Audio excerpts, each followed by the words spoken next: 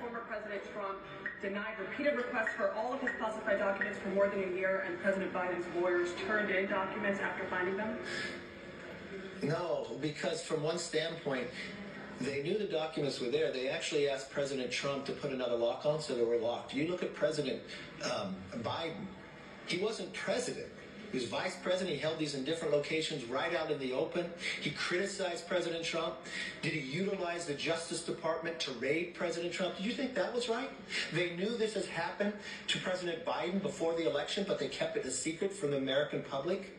He goes on 60 Minutes, criticizes President Trump, even knowing what he has done, and he wasn't president at the time. Now we find another location that it's at, but he refused to answer. His press secretary won't answer the questions.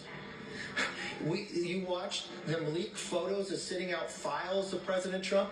Where's the photos of President Biden's documents? Where are those photos at? He knowingly knew this happened going into election, going into interviews.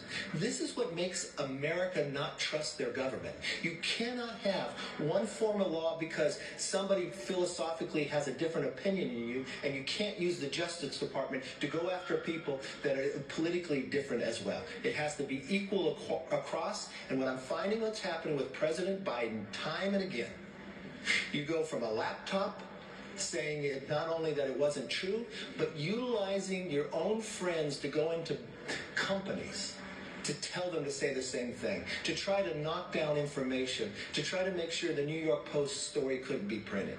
You should be offended by that. You are of the press. You should be allowed to write even when you knew it was true. So.